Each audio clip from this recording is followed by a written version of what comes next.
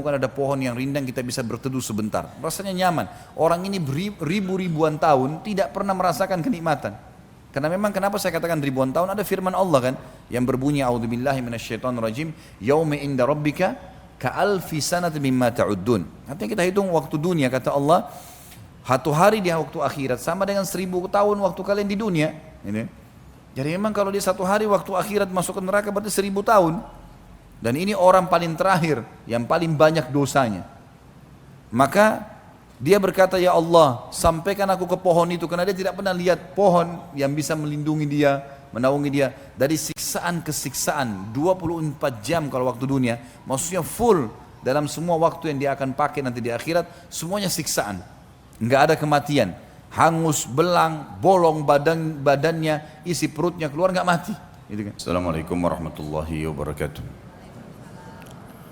Alhamdulillah, selalu kita memuji Allah subhanahu wa ta'ala karena memang ia telah memerintahkan kepada kita untuk memujinya dan menjanjikan bila kita memujinya akan diberikan segala kebutuhan kita. Dan juga kita panjatkan salawat dan taslim sebagaimana juga telah diperintahkan olehnya sang pencipta Allah menjadikan sebagai ibadah kalau kita memberikan atau mengucapkan salawat dan taslim kepada Nabi besar Muhammad sallallahu alaihi wasallam. Melanjutkan bahasan masalah surga dan kita masuk ke pasal 22 tentang masalah pasar ahli surga. Dan kita tahu Bapak Ibu sekalian bahwasanya salah satu hiburan manusia di dunia adalah pasar. Karena mereka pada saat ke pasar melihat sesuatu yang menyenangkan hati mereka, membeli kebutuhan-kebutuhan, bertemu dengan orang-orang mungkin yang dia ingin temui, atau bahkan mendapatkan pengalaman-pengalaman baru, suasana baru, dan seterusnya. Banyak fasilitas-fasilitas yang di dunia yang sebenarnya Allah subhanahu wa ta'ala juga memberikannya di akhirat. Sebagaimana kita tahu di surga ada makanan, ada pakaian, ada tempat tinggal, hanya saja kondisinya berbeda, situasinya berbeda. Seperti misal kasus pakaian yang pernah kita jelaskan dulu, berbeda sekali. Pakaian ahli surga itu akan diletakkan oleh Allah yang maha tinggi dan maha pemurah di sebuah pohon, yang pohon itu memiliki buah yang sebesar bentuk seperti delima tapi sangat besar. Kalau ahli surga ingin menggunakan baju atau mengganti baju mereka, maka secara otomatis pohon itu akan mendekat, terbuka, kemudian di dalamnya ada 70 gaun dengan 70 warna, dengan 70 model yang dia tinggal ingin dalam hatinya jenis tertentu atau warna tertentu, maka tiba-tiba terkenakan di badannya tanpa lagi harus dia buka, dia pasang, nggak ada lagi seperti itu. Jadi ada pakaian sebagaimana kata dunia tapi berbeda sisi kualitas ya. Terus metode caranya, situasinya berbeda semuanya. Dan pada saat pohon itu tertutup, ya semacam tanda kutip lemarinya ahli surga itu tertutup karena dia sudah memilih gaunnya. Kemudian dia ingin mengganti pada waktu yang seketika setelahnya, mendekat lagi tempat tersebut, pada saat dibuka berubah lagi 70 gaun tapi beda warna, beda model, semuanya berbeda. Jadi setiap saat, dan itu khalidina fiha, kekal di dalamnya, nggak ada lagi batas waktu. Bahkan dalam hadis dikatakan Nabi SAW bersabda, pakaian mereka tidak akan usang. Jadi walaupun baju itu kita pakai terus berhari-hari, bertahun-tahun pun, kalau hitungan dunia kita bahasakan tahun, di akhirat tentu tidak ada lagi hitungan waktu seperti ini. Dimensi waktunya berbeda gitu. Maka secara otomatis ya, tidak akan usang. Apalagi kalau diganti. Dan setiap saat makanan ahli surga sudah kita jelaskan panjang lebar. Buah, ada nama-nama seperti buah delima, buah kurma, buah anggur, di dunia ada. Tapi ini cuma sama dari sisi nama, bentuk, rasa, berbeda semuanya. Kurmahnya besarnya seperti tempayan, sebesar apapun. Mungkin sekarang kalau kita lihat kurma paling besar mungkin ambar, itu seperti jari telunjuk seseorang di antara kita gitu kan. Ya mungkin digabungin 2 jari telunjuk itu maksimal. Nggak ada kurma yang lebih besar daripada itu. Tapi di akhirat 1 buah kurma seperti tempayan, yang dia makan bukan karena lapar, tapi dia sedang menikmatinya. Dia akan berhenti kalau dia ingin pindah ke kegiatan lain atau ke makanan lain. Nggak ada kenyang, nggak ada lapar. Sudah kita jelaskan masalah itu. Buah-buah anggur yang sangat besar dan tidak pernah habis. Buah di surga kalau dipetik keluar lagi, dipetik keluar lagi, nggak pernah habis. Nggak butuh tunggu waktu untuk itu.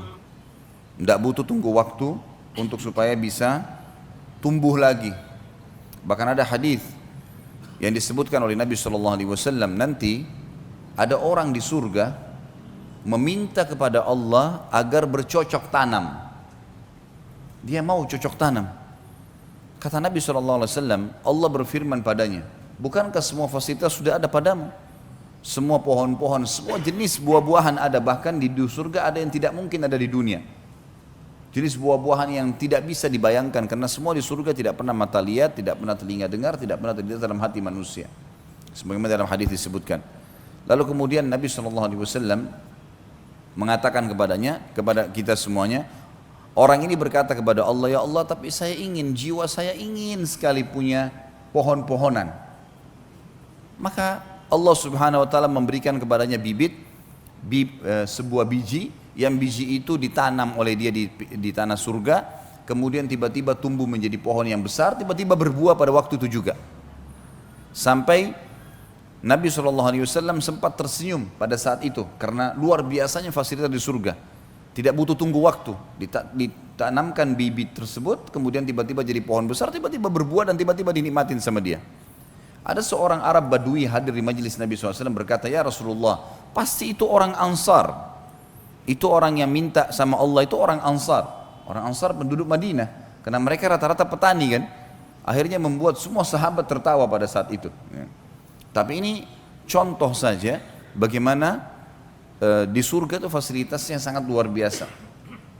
Batang-batang pohon yang sudah kita bahas pertemuan yang lalu, semuanya batang pohon kita di dunia umumnya memiliki kulit yang keras atau mungkin pun kulitnya lembut seperti pisang misalnya, tetapi juga basah dan segala macam hal yang mungkin memiliki banyak hal yang membuat manusia tidak ingin memegangnya, ada getah dan seterusnya. Tapi kalau di surga batang pohonnya emas, sulit dibayangkan batang pohonnya emas tapi bisa berbuah, kuasa Allah Subhanahu Wa Taala, tidak ada yang mustahil, gitu kan?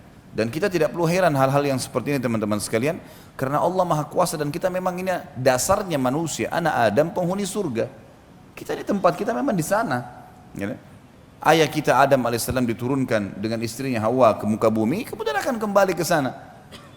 Cuma sedikit cobaan di sini sekarang, ini loh perintahku kata Allah, untuk kembali ke tempat kalian, bahkan bisa meninggikan derajat-derajat kalian, lakukanlah ini, itu dan seterusnya. Ya, ketaatan-ketaatan dan tinggalkan kemaksiatan.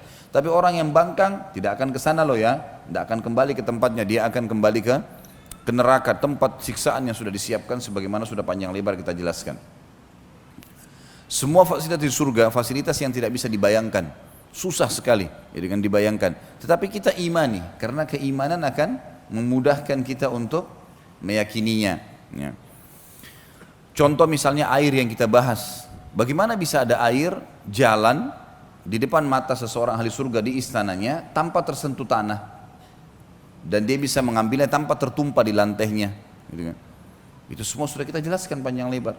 Semua ini saya review kembali dan masih banyak yang kita tidak reviewkan tentunya, untuk menekankan sebuah poin.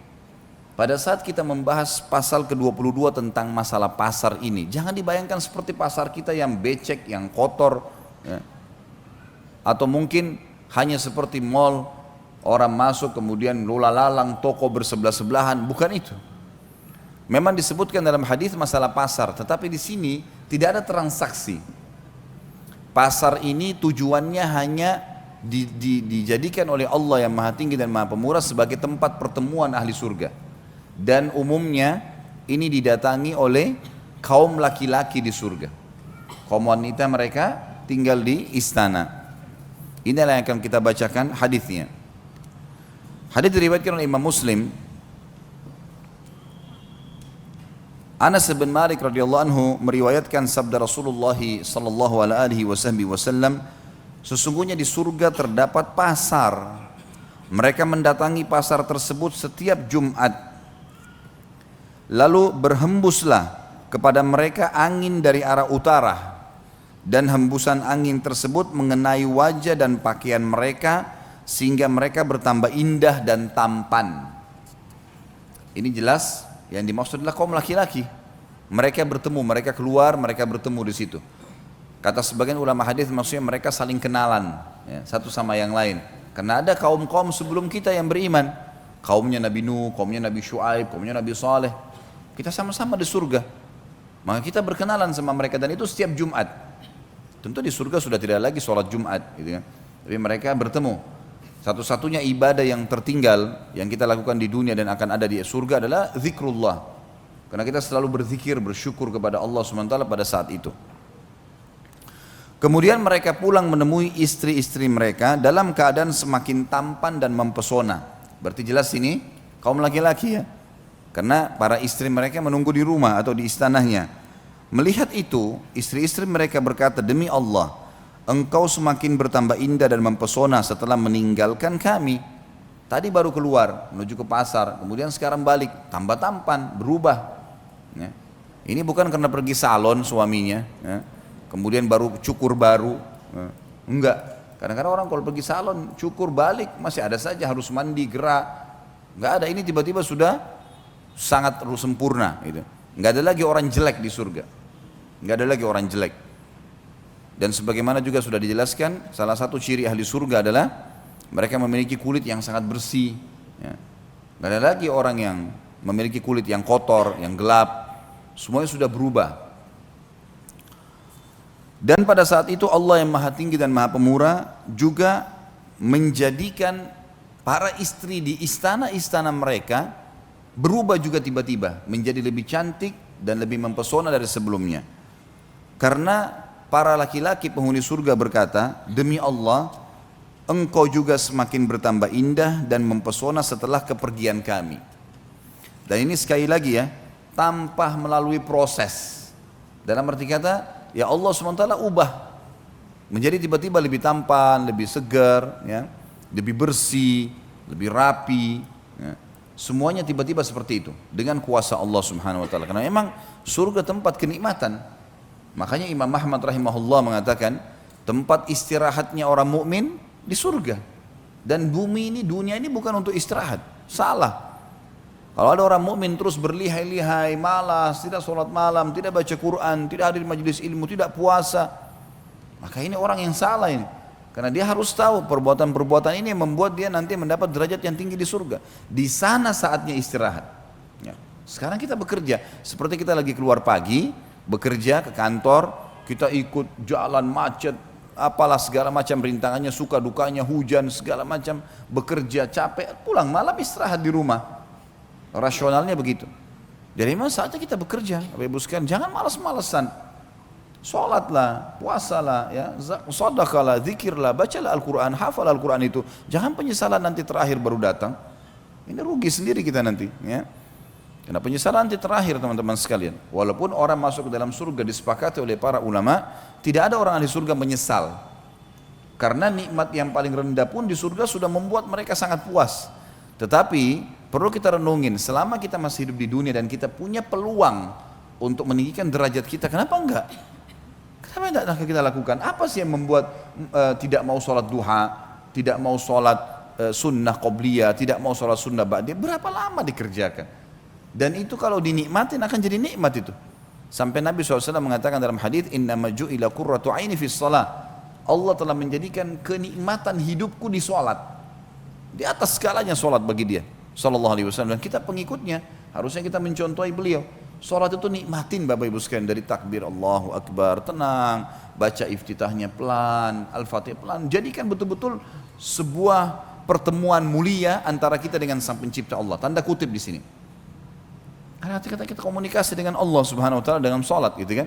Karena sholat itu memang doa, ya, seseorang sedang menyampaikan, sedang komunikasi dengan Tuhannya. Dalam sebuah hadis sahih dikatakan kalau seorang hamba mengatakan alhamdulillah, Allah menjawab dari langit, habadani abdi, hambaku memuji-muji saya. Memang ada respon. Kita kalau ruku kita mengatakan Subhana rabbiyal azim, maha suci Tuhanku yang maha agung. Sami Allahu liman hamida, Allah telah mendengar siapapun yang memujinya. Rabbana walakal hamd, segala puji bagimu wahai Tuhan kami. Sujud Subhana rabbiyal a'la, maha suci Tuhanku yang maha tinggi. Memang kita sedang komunikasi. Tahiyat at-tahiyatu lillah, semua ucapan baik yang kami ucapkan untuk Allah. Jadi semuanya memang komunikasi seorang hamba dengan sang pencipta Allah, maka harus nikmatin. Ya. Jangan bermalas-malasan. Malas ini adalah penyakit yang harus dijauhi dan tidak layak dipredikatkan atau bahkan melekat pada seseorang mukmin dan mukminah. Tidak boleh. Saatnya kita bekerja, gitu kan. Nanti di surga akan ada balasan yang membuat kita puas. Kata Allah dalam Al-Quran, "Fala sawfa yarda."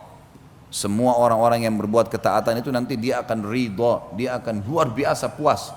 Bahkan ya, mereka berharap kalau bisa kembali ke dunia supaya mereka mengulangi amal-amal soleh dan memaksimalkannya. Ya, kemudian barulah mereka meninggal dunia.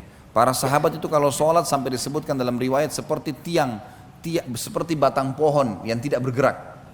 Walaupun sampai disengat, ada beberapa di antara mereka disengat dahinya oleh lebah, berdarah, nggak bergerak.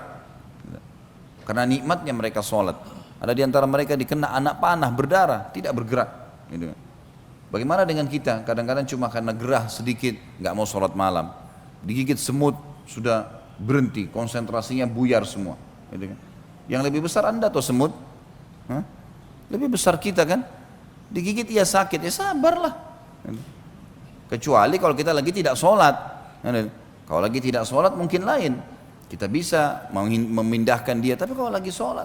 Terus kemudian gara-gara itu setan tunggangi satu ekor semut untuk supaya kita tidak khusyuk sampai salam, ini bagaimana? Kehilangan banyak pahala, gitu kan?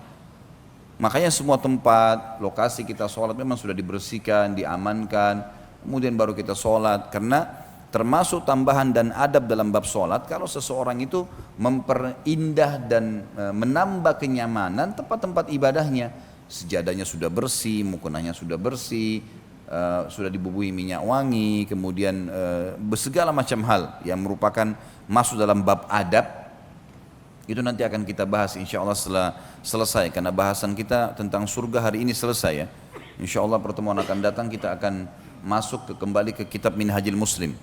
Kita akan lanjutkan bahasan kita, karena ini sebenarnya bahasan buku Rasulullah SAW cerita surga dan neraka ini pelengkap dari bahasan Minhajul Muslim. Pada saat kita bahas tanda-tanda hari kiamat, mahsyar, juga tentang kematian dan nikmat dan azab kubur, di Minhajul Muslim tidak disebutkan surga dan neraka. Makanya kita pindah ke buku ini. Dan ini pasal terakhir kita dalam masalah surga dan neraka ini. Dan saya tetap berharap Bapak Ibu sekalian, buku ini harus selalu dijadikan sebagai rujukan untuk dibaca, bukan hanya pada saat kita taklim saja. Sebelum tidur review lagi kembali, baca tentang neraka, atau merasa futur itu kayak orang yang lemah lagi imannya. Buka buku ini, baca tentang neraka, baca tentang surga, janji-janji Allah, itu sangat bagus ya. Sangat bagus, sangat membantu kita sebenarnya untuk kembali mengingat akhirat. Karena beriman tentang akhirat ini sangat besar manfaatnya, luar biasa. Orang kalau mendahulukan akhirat dan selalu tahu kalau akan ada alam akhirat sana, dia buka matanya sehingga melihat realita memang dunia akan kita tinggalkan. Karena sehebat apapun seseorang, sekuat apapun fisiknya, sesehat apapun dia, setinggi apapun jabatannya, tetap mati gitu. Itu faktanya, itu nggak bisa kita bohong, nggak bisa didustakan itu. Gitu kan? Dan semua yang kita kerjakan, sebagaimana ada hidup dan mati, akan ada hisab di sana, ada surga dan neraka gitu. Maka seseorang beriman tentang adanya akhirat sangat luar biasa, membuat ketentraman jiwa. Karena dunia jadi kecil buat dia. Seberat apapun cobaan dia bisa laluin, gitu kan? Apapun sifatnya, oh dunia sebentar, udahlah saya akan laluin. Gitu. Udah kita akan laluin. Kita akan sangat semangat untuk mengejar akhirat itu, dan kita akan menganggap dunia ini kecil. Apapun yang luput dari kita tidak masalah. Tidak ada sesuatu yang masalah. Sampai para ulama salaf anggota tubuhnya pun dipotong, baginya kecil, karena ini tidak akan abadi kok. Dunia dia mati, nanti dikasih jasad yang baru di akhirat. Jadi orang beriman sangat luar biasa. Kenapa para sahabat bersemangat untuk pergi jihad? Padahal bisa dicincang badannya, bisa ditusuk, bisa segala macam. Karena dia tahu, dia sangat yakin kalau ditusuk nanti saya akan menuju kepada kehidupan abadi itu. Dan semua yang dijanjikan ini pasti ada. Innallaha la yukhliful mi'ad. Allah nggak bakal mungkin pungkiri janjinya, gitu kan? Wa man asdaqu minallahi qila. Siapa yang lebih jujur daripada Allah dalam penyampaian? Nggak mungkin salah, nggak mungkin salah. Dan sudah pernah saya bilang, ketaatan-ketaatan yang kita lakukan Bapak Ibu sekalian hanya kita lakukan dengan menikmatinya dan sabar sebentar. Mati masuk surga. Maksiat tidak usah dikerjakan, nggak ada manfaatnya buat kita sama sekali. Dibenci sama Allah, dibenci oleh manusia, efek jerahnya besar. Lalu untuk apa? Toh juga setiap kemaksiatan yang dilarang itu jumlahnya lebih sedikit daripada yang diperintahkan atau gantinya. Kalau Allah haramkan misal daging hewan tidak boleh dimakan, semuanya jenis hewan. Allah ciptakan miliaran hewan. Lalu Allah berikan kita hawa nafsu mau makan daging. Susah, memang berat. Tapi enggak, Allah haramkan babi, Allah ganti dengan sapi, ayam, kuda, kelinci, ikan, banyak gantinya. Lalu untuk apa kepada yang haram yang sedikit itu untuk apa? Khamr dilarang. Baik, ada gantinya susu, sirup, madu, banyak gantinya. Terus kenapa harus nyorot yang sedikit itu? Gitu. Sementara orang kalau lakukan kemaksiatan Allah benci dan akan ada hukumannya, serta di mata manusia juga tidak disuka. Orang yang suka dusta, orang yang suka ganggu orang lain, sibuk mencari fitnah, aib-aibnya orang lain, memfitnah dan seterusnya, tidak ada orang yang suka. Kalau ada orang yang mendekat pun itu karena ada masalah dunia. Coba kalau seandainya dia sudah bangkrut atau dia sudah tidak punya jabatan, orang semua menjauh dari dia. Tapi orang beriman, subhanallah, ada harta nggak ada harta, kalau dia orang soleh atau soleh, orang suka. Oh si fulan, oh itu masya Allah tuh orang soleh, orang suka. Allah subhanahu wa ta'ala berikan fitrahnya begitu. Sabar, sabar sedikit. Dan pernah saya jelaskan sabar itu dalam 3 hal. Sabar dalam mengerjakan ketaatan kepada Allah. Memang butuh sabar. Hadir di majelis ilmu duduk 2 jam, 3 jam, sabar memang. Tapi efeknya kan besar, gitu kan?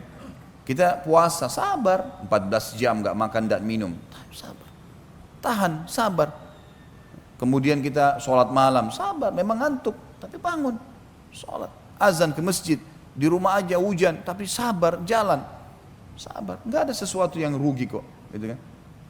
Sama yang kedua, sabar terhadap meninggalkan maksiat.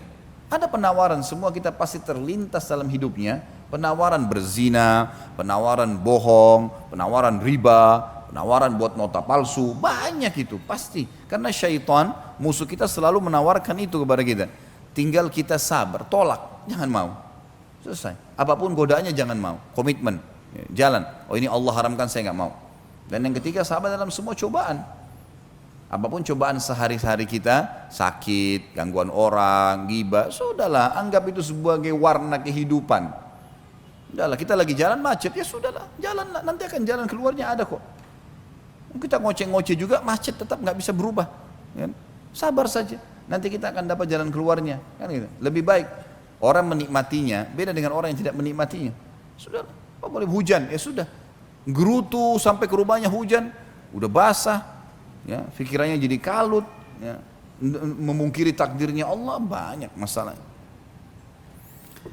Yang ke-23, pasal ke-23, ahli surga melihat Allah yang maha suci dan maha pemurah. Surah nomor 75 ya, ayat 22 sampai ayat 23. Tapi seperti biasa saya akan bacakan dari awal surah. Karena ini hampir kita bahas, sebenarnya bisa saya bahasakan mereview apa yang sudah kita pelajari. A'udzu billahi minasyaitonir rajim. Bismillahirrahmanirrahim. La uqsimu biyaumil qiyamah. Kata Allah, aku bersumpah demi hari kiamat. Maksudnya itu pasti terjadi maknanya. Demi zatku, kata Allah, kiamat pasti terjadi.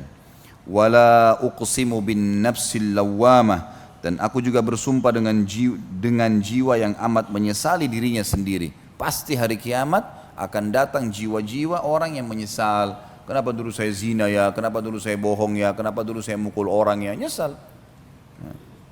Ayahsabul insanu allan najma'a idhamah, apakah manusia itu mengira bahwasanya kami tidak akan mengumpulkan kembali tulang belulangnya setelah dia mati, dimakan oleh tanah, oleh rayap jasadnya, dia tidak akan kami bangkitkan, kami tidak satukan lagi. Bala qadirina ala an nusawwiya bananah, pastikan sebenarnya kami sangat berkuasa menyusun kembali jari jemarinya dengan sempurna. seketika pada hari kiamat. Nanti Allah akan bangkitkan. Sebagaimana sudah pernah kita jelaskan hadisnya itu. Allah akan turunkan hujan, kata Nabi SAW, yang akan menimpa tulang ekor kalian dan kalian akan tumbuh seperti tumbuhnya pohon dengan sangat cepat tiba-tiba jadi besar. Utuh semuanya. Bal yuridul insanu liyafjura amamah. Bahkan manusia itu hendak berbuat maksiat terus menerus. Padahal dia sudah diingatkan ayat demi ayat, hadis demi hadis. Para muballigh, para da'i, para ulama terus mengingatkan, sadarlah, janganlah, tinggalkanlah, kerjakanlah, terus diingatkan. Tapi tetap tidak mau. Yas'alu ayyana yaumul qiyamah. Ia berkata, bilakah hari kiamat itu terjadi? Benar enggak itu terjadi kiamat? Karena ujung-ujungnya begitu sebenarnya. Kenapa enggak sholat? Kenapa enggak puasa? Kenapa enggak tutup aurat? Kenapa enggak gini? Kenapa enggak gitu? Sudahlah nanti aja. Sama saja bahasa dia sebenarnya menurut Allah Subhanahu wa taala pencipta kita adalah dia sama saja mengatakan kiamat itu benar enggak sih terjadi? Lalu Allah ceritakan masalah kiamat, fa idza bariqal basar. Pada saat itu mata akan terbelalak karena ketakutan. Pada saat dibangkitkan baru sadar semua manusia di hadapan matanya terlihat. Dengan wa khasafal qamar, dan apabila bulan telah hilang cahayanya, semua langit akan menjadi cerah semuanya. Mahsyar akan dihamparkan dan matahari akan sangat dekat, cuma berapa mil sebagaimana sudah pernah kita jelaskan di tanda-tanda atau terjadian kiamat. Wa jumi'asy syamsu wal qamar, dan matahari juga bulan dikumpulkan. Kata sebagian ulama tafsir, dikumpulkan adalah disatukan. Bulan dan matahari menjadi satu, ya. Yaqulul insanu yawma idzin ainal mafar. Pada hari itulah baru manusia berkata, kemana tempat berlari ini? Mau lari kemana? Mahsyar sebuah lapangan yang sangat luas. Kata Nabi SAW, berpasir putih. Dan semua manusia dibangkitkan berada di belakang nabinya. Kalla la wazar, sekali-kali tidak ada tempat untuk berlindung pada saat itu. Ila rabbika yawma idzinil mustaqar, hanya kepada Tuhan kalianlah pada saat itu tempat untuk kembali. Enggak ada lagi sudah. Ya, sebagaimana sudah kita jelaskan banyak ayat Al-Quran masalah kiamat, langit akan terbelah, kemudian malaikat-malaikat akan memenuhi langit, bagaimana mereka menggiring dan mengawasi manusia pada saat itu dengan jumlah yang sangat banyak. Yunabba'ul insanu yawma idzin bima qaddama wa akhar. Pada hari itulah manusia akan diberitahukan apa yang pernah dia kerjakan yang lalu dan apa yang telah dia lalaikan. Balil insanu ala nafsihi basirah. Manusia itu menjadi saksi atas dirinya sendiri. Walau alqa ma'adzirah, meskipun dia mengemukakan alasan-alasannya.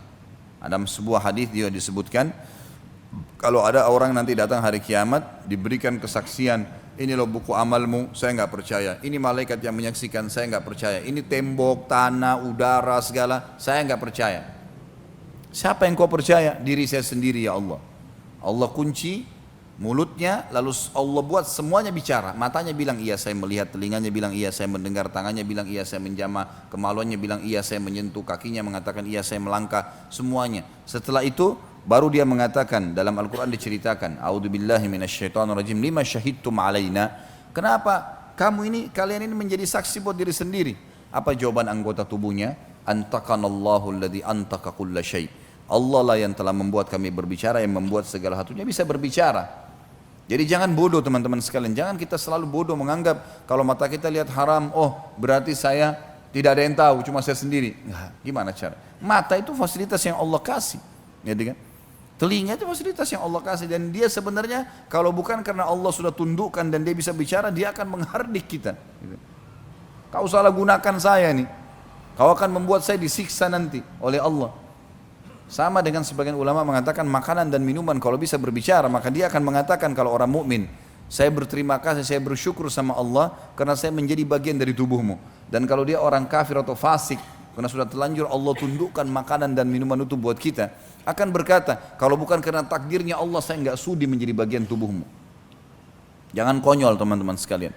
Semua anggota tubuh ini tidak ada andil kita sedikit pun di sepotong kulit kita. Di satu lembar bulu alis kita. Apa andil kita di situ? Ada sesuatu di gigi kita. Kita cuma tahu pakai sebagai fasilitas. Bagaimana kita tidak sadari kalau ini ada pemiliknya? Hah?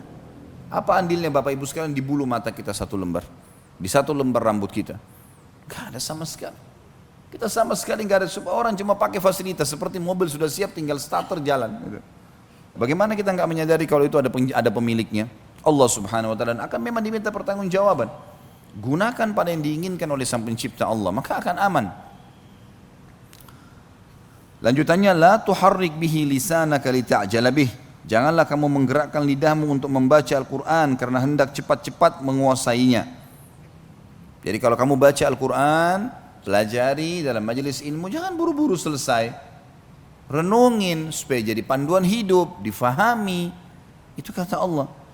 Inna alaina jam'ahu wa qur'ana. Sesungguhnya tanggung jawab kamilah mengumpulkannya di dalam dadamu hai Muhammad, dan juga orang-orang yang berusaha untuk menghafalnya. Sekarang Bapak Ibu kalau saya sampaikan, saya cuma bicara. Siapa saja di antara Anda kan bisa lakukan hal yang sama. Datang, bicara, selesai, baca bukunya, sampaikan. Gitu.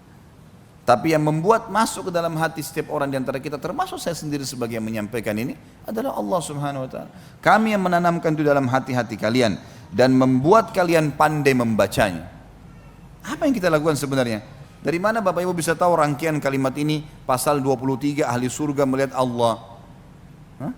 Kita bisa melihat dari mana? Kita bisa membaca dari mana? Kita bisa menyusun kalimat ini sehingga terbentuk kalimat bagaimana? Gitu kan? Sampai banyak dalam ayat Al-Quran diceritakan waqtilafi alsinatikum wa alwanikum, di perbedaan kalimat-kalimat kalian, bahasa-bahasa kalian dan warna kulit kalian, postur tubuh kalian ada tanda-tanda kebesaran kami. Fa idza qara'nahu fattabi' qur'ana, apabila kami telah selesai membacakannya maka ikutilah bacaan tersebut. Maksudnya kata ulama tafsir, kalau ada yang sedang membacakan Al-Quran di hadapan kita, seperti kita membahas sekarang dalam majelis ilmu, atau ada orang sedang membaca dengan terjemahannya, maka dengarkan baik-baik, ambil ilmu di situ. Thumma inna alaina bayana, kemudian nanti kami menjadi tanggung jawab kami penjelasannya. Kami akan jelaskan itu. Kamu nggak usah khawatir, tinggal belajar, akan sampai nanti pemahamannya ke dalam hatimu. Mudah. Kalla bal tuhibbunal ajila, tapi sayangnya kalian selalu lebih mencintai dunia, wa tadharunal akhirah, dan kalian meninggalkan kehidupan akhirat yang abadi dan kekal. Wujuhun yawma idzin nadhirah, wajah-wajah orang mukmin pada hari itu berseri-seri, gembira karena hanya patuh saja, hanya beribadah dengan kenikmatannya. Orang beriman juga pakai mobil, alhamdulillah. Orang beriman juga punya rumah, orang beriman juga makan dan minum, orang beriman juga istirahat. Kalau orang beriman itu susah semuanya, itu mungkin lain. Enak kok, nikmat. Ila rabbiha nadhirah, kepada Tuhannya lah mereka akan melihat nanti. Dan ini saksi bahasan kita sebenarnya, ayat 23, 24, 22 sampai 23 dalam buku kita ini. Artinya salah satu fasilitas di surga nanti adalah kita melihat wajahnya Allah yang mulia. Wujuhun yawma idzin basirah, dan wajah-wajah orang kafir, orang fasik pada hari itu muram, gelap, ketakutan. Tadhunnu an yuf'ala biha faqirah, mereka yakin bahwasanya mereka akan ditimpahkan malapetaka yang amat dahsyat. Karena mereka sudah saksikan orang teriak, orang dilemparkan ke api neraka, gemuruh api neraka yang sangat besar. Sebagaimana sudah kita jelaskan semua di bab masalah neraka, masalah itu. Kalla idza balakatit taraqi, sekali-kali jangan apabila nafas seseorang, jangan tunggu maksudnya. Sekali-kali jangan kalian tunggu pada saat nafas seseorang telah mendesak sampai ke kerongkongan. Kalau sudah mati, malaikat maut sudah datang lagi proses penarikan, baru mau nyesal. Saya sudah bilang fakta depan mata pasti mati. Dan orang teman-teman sekalian tidak tunggu ruangan ICU baru mati. Ya. Coba di sini yang sudah tahu rumah sakit, atau mungkin ada teman-teman kita dokter, berapa ruangan ICU di rumah sakit? 2, 3? Ada rumah sakit punya 10 ruangan ICU? Kenapa jumlahnya sedikit? Berarti orang yang masuk ICU sedikit. Lebih banyak orang yang di luar rumah sakit kan? Jadi jangan mengkhayal nanti saya masuk ICU baru mati. Enggak. Lebih banyak orang mati yang tidak masuk ICU. Banyak. Orang yang lagi cangkul sawahnya, orang yang lagi jalan, ada orang keluar naik bus, satu bus jatuh di jurang, mati seketika, sehat semua. Gak ada hubungan sama ICU itu. Jadi nanti berpikir, oh kalau ada kerabatnya masuk rumah sakit, lagi jenguk orang sakit, oh nanti kalau saya seperti ini baru saya mati. Enggak. Bisa saja kita lebih dulu mati daripada orang yang di ICU itu. Jangan terlalu banyak mengkhayal nih. Coba menutup mata kita dan hati kita dari realita lapangan. Ini nggak bisa ini. Jangan bohongi diri sendiri. Itu upaya syaitan mengelabui kita. Fakta ada Bapak Ibu sekalian. Hati-hati. Kata Allah SWT, kalla idza balagatit taraqiyah. Jangan sampai tunggu kalau kerongkongan sudah terdesak dengan nafas, ditarik ruhnya. Wa qila marraq, dan dikatakan kepadanya, siapa yang dapat menyembuhkanmu? Ada yang bisa tolong kau sekarang? Malaikat akan bilang sama dia. Ya. Wa dhanna annahu al-firaq, dan dia yakin pada saat itu dia akan berpisah dengan dunia. Dia sudah tahu dia akan mati. Wal taffatis saqu bis-saq, dan akan bertaut betis kiri dan betis kanan. Kata sebagian ulama tafsir, ini maksud adalah kalau malaikat maut sedang mencabut ruh, karena tegangnya dia, maka kedua betisnya akan menjadi tegang, ya, mengeras. Ila rabbika yauma idinil masaq, dan kepada Tuhanmu lah pada hari itu kamu akan dihalau. Maksudnya di hari kiamat dibangkitkan, akan dihadapkan di hadapan Allah Subhanahu wa taala. Fala saddaqa wala shalla, dan ia tidak mau membenarkan Rasul dan Al-Quran, dan tidak mau juga mengerjakan salat. Walakin kadzdzaba wa tawalla, tapi selalu mendustakan Rasul dan berpaling dari kebenaran. Tsumma dzahaba ila ahlihi yatamatta, kemudian ia pergi kepada keluarganya dengan berlagak dan sombong. Kalau diingatkan, kenapa nggak sholat, kenapa nggak gini, ya nggak usah, tuh gampang, sombong, ya. Aula laka fa'aula, kecelakaan bagimu hai orang-orang kafir dan orang fasik, dan kecelakaan bagimu nanti. Tsumma aula laka fa'aula, kemudian kecelakaan akan menimpahmu, dan kecelakaan pasti menimpahmu, sampai 4 kali Allah ulangi. Kata sebagian ulama tafsir, bisa saja di ayat yang sebelumnya, di ayat yang 34 itu untuk dunia, kecelakaan akan datang di dunia untukmu, dan juga kecelakaan akan datang untukmu di akhirat nanti. Ayahsabul insanu an yutraka sudah, apakah manusia mengira bahwasanya mereka akan dibiarkan begitu saja tanpa pertanggungjawaban? Alam yakun nutfatan mim mani yumna, bukankah dia dulu tadinya setetes mani yang hanya ditumpahkan ke dalam rahim? Kalau Bapak yang sudah tahu masalah spermanya yang segumpal, itu isinya ada miliaran sperma kecil. Sperma kecil itulah, ya, yang lebih kecil dari debu yang kita jadi darinya. Dari mana asalnya? Dari situ saja. Apa yang mau disombongkan? Allah jelaskan masalah itu. Tsumma kana 'alaqatan fa khalaqa fa sawwa, kemudian mani itu menjadi segumpal darah, lalu Allah menciptakan dan menyempurnakannya. Semua manusia siapapun kita, mau dia raja, mau dia tukang sampah, mau dia orang miskin, sama saja, semua sama sumbernya. Allah yang membuat beragam macam warna kehidupan itu. Sperma yang kecil, di kepalanya sperma yang lebih halus dari debu, ada lagi inti daripada sperma itu sendiri. Di situ manusia lebih kecil lagi. Kemudian sel telur juga lebih halus dari debu, melengket di rahim. Lalu sperma itu seperti mengetahui ada sinyal. Para ilmuwan cuma mengatakan ini seperti ada perintah rahasia yang entah dari mana dan sangat cerdas, sehingga sperma bisa mengetahui di mana sel telur, kemudian berubah pada saat bertemu, ekornya sperma akan tercabut, karena kalau tidak dia akan merusak sel telur tersebut. Kemudian yang masuk cuma bagian kepala dan membuka sehingga inti sperma masuk, dan mulailah menjadi bergerak sel hidup, kemudian mulai bergerak menjadi gumpalan darah, kata Allah.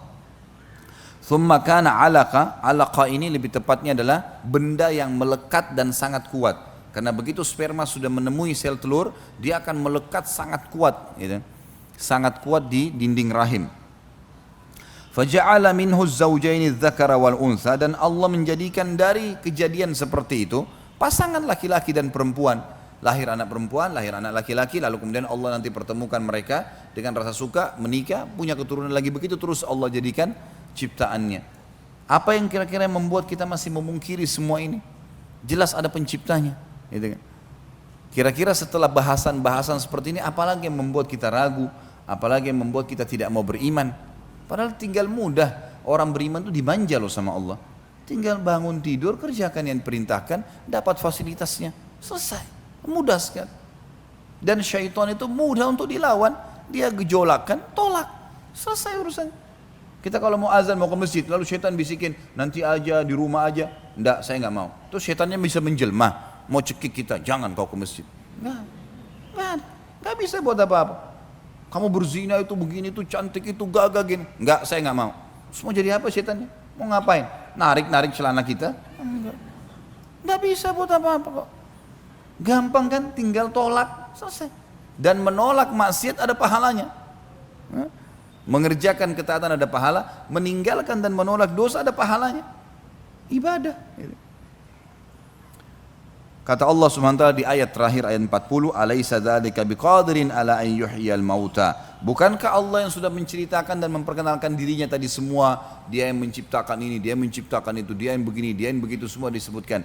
Itu mampu ya untuk menghidupkan sesuatu yang mati. Jelas semuanya. Baik. Itu dari surah Al-Qiyamah, 40 ayat kita bacakan karena memang sangat berhubungan dengan bahasan kita sebenarnya, tapi saksi bahasan kalau orang-orang beriman di surga akan melihat Tuhannya, dan ini nikmat terbesar di surga. Kita dengarkan penyampaian baginda Nabi SAW dalam hadis Bukhari Muslim. Abu Hurairah radhiyallahu anhu menceritakan, sahabat pernah bertanya, "Wahai Rasulullah, apakah kita akan melihat Rabb kita pada hari kiamat? Atau apakah kami akan melihat Rabb kami pada hari kiamat?" Maka Rasulullah SAW balik bertanya, "Apakah kalian kesulitan melihat bulan pada bulan purnama?" Kalau pertengahan bulan tanggal 13, 14, 15 biasanya kita puasa Iyamul Bid, itu pasti kejadiannya bulan purnama, pasti. Bulan sangat besar, warnanya kekuning-kuningan, indah untuk dilihat. Kata Nabi SAW, "Kalian kesulitan gak lihat bulan pada saat itu?" Maka para sahabat, "Tidak." Jelas sekali kok. Lalu beliau SAW, utusan Allah menyampaikan kepada kita semua, "Apakah kalian kesulitan melihat matahari yang tidak diliputi awan?" Kalau ada matahari sekarang kayak terang sekali, nggak ada awan yang menutupinya. Apa kesulitan untuk melihatnya? Maka jawaban para sahabat, "Tidak." Beliau menjawab, "Maka kalian akan melihatnya seperti itu juga." Kita akan jelas melihat Allah Subhanahu wa taala pada hari kiamat. Di dalam hadis yang lain riwayat Imam Muslim, Syuhaib radhiyallahu anhu menuturkan Rasulullah sallallahu alaihi wasallam bersabda, "Idza dakhala ahlul jannah yaqulu Allahu azza wa jalla, turiduna syai'an azidukum fayaqulun alam tubayyid wujuhana alam tudkhilnal jannata wa tunajjina minan nar qala fayakshiful hijab fama u'tu syai'an ahabba ilaihim minan nadar ila rabbihim thumma tala hadhil ayah lilladina ahsanul husna wa ziyada." Jika ahli surga sudah masuk ke dalam surga, semoga insyaallah kita termasuk, maka Allah yang maha tinggi dan maha pemurah akan bertanya kepada ahli surga, "Apakah kalian menginginkan sesuatu sehingga aku menambahkannya untuk kalian?" Ada makna hadis yang lain, ada hadis yang serupa yang mirip dengan riwayat ini berbunyi, pada saat ahli surga sudah semuanya masuk ke dalam surga termasuk penghuni surga terakhir dari neraka. Jadi akan ada orang-orang mukmin namanya usatul mukminin, orang mukmin yang bermaksiat tapi tidak sempat taubat, timbangan amalnya nanti hari kiamat dosanya lebih berat, maka dia masuk ke neraka dulu disiksa, gitu kan. Nah, orang-orang seperti ini nanti akan dikeluarkan semua. Kalau sudah keluar, ini Allahu alam berapa ribu tahun nih disiksa di neraka karena dosanya banyak, gitu kan. Baik, kalau semuanya sudah keluar, ahli neraka, ahli surga pun dari neraka sudah keluar semuanya, di neraka tinggal orang yang kekal, orang munafik, orang musyrik, orang kafir. Tiga ini pasti kekal di dalamnya. Baik, mereka sudah keluar semua, maka Allah yang maha tinggi dan maha purah mengumpulkan ahli surga lalu bertanya, "Apakah kalian sudah puas dengan apa yang aku berikan?" Kata para ahli surga, "Ya Allah, nikmat apa lagi yang kami inginkan setelah Engkau menyelamatkan kami dari neraka dan kami masuk ke dalam surga?" Ini riwayat lain tentunya ya. Kalau riwayat kita di sini dikatakan, jika ahli surga telah masuk ke dalam surga, bisa masuk semakna dengan hadis tadi yang kedua yang saya sebutkan. Semua ahli surga walaupun yang lewat neraka dulu sudah masuk semuanya ke dalam surga. Maka Allah bertanya kepada mereka semua secara serentak. Makna yang lain yang saya ingin titik beratkan Bapak Ibu sekalian adalah, berarti ahli surga di dalam surga sendiri yang sudah masuk dari awal, ini sudah lama menikmatin fasilitas. Sudah lama. Karena menunggu orang-orang yang masuk ke neraka dulu tadi yang disiksa kemudian dibersihkan lalu dikeluarkan, baru Allah Subhanahu wa taala mengumpulkan. Karena ini nikmat yang puncak yang Allah akan kasih, tapi akan merata, semua penghuni surga akan mendapatkannya, termasuk yang lewat ke neraka dulu, gitu kan?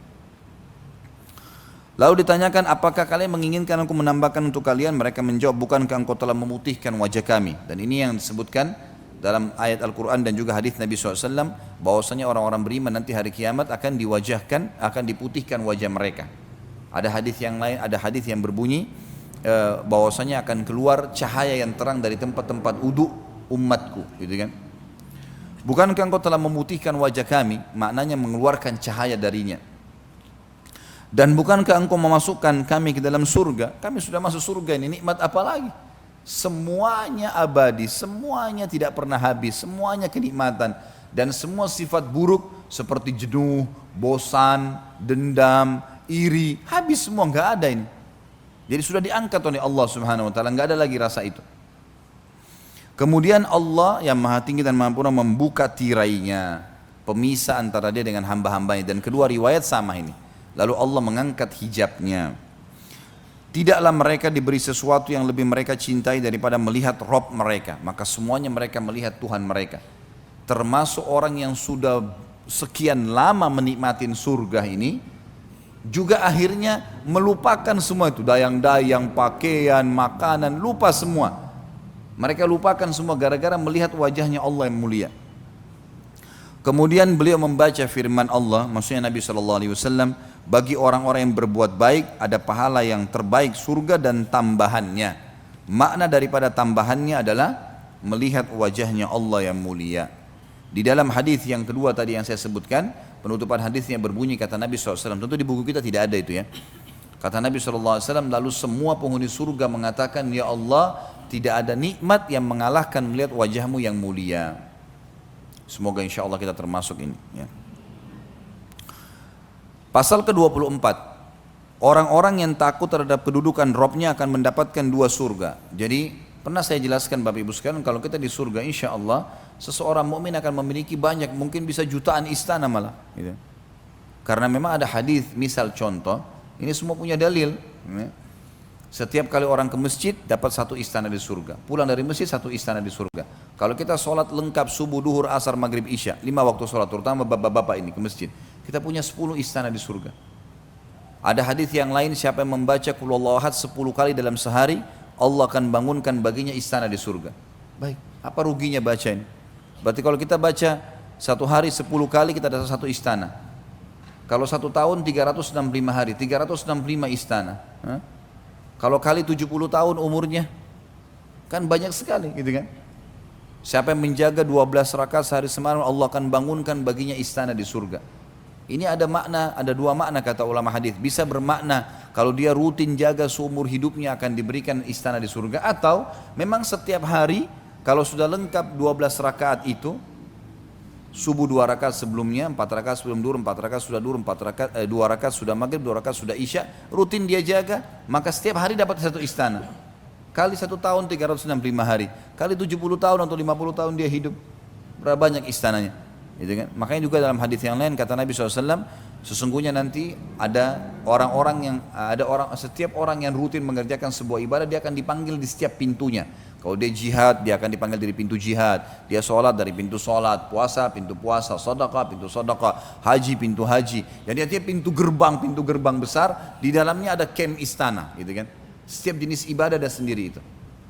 Maka Abu Bakar berkata, ya Rasulullah, apakah ada orang yang dipanggil dari semua pintu itu? Jadi karena kita coba kerjakan semuanya. Kata Nabi SAW, ada. Ada. Dan saya berharap kamu termasuk diantaranya. Jadi makanya jangan pilih-pilih ibadah. Dari saya cukup dengan sholat 5 waktu, tahajud gak usah, ngantuk malam, ya sudah kehilangan sendiri. Untuk apa tidak dikerjakan? Kenapa tidak bangun?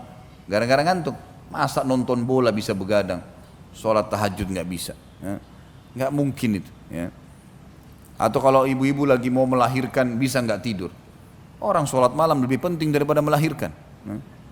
Lah iya. Walaupun memang melahirkan itu adalah proses melahirkan manusia, tapi sholat malam itu luar biasa fadilahnya. Kenapa waktu itu kita bisa nggak tidur? Karena penyakit al-malas. Itu saja masalah. Ini harus dibuang ke lautan ini, malas ini. Baik.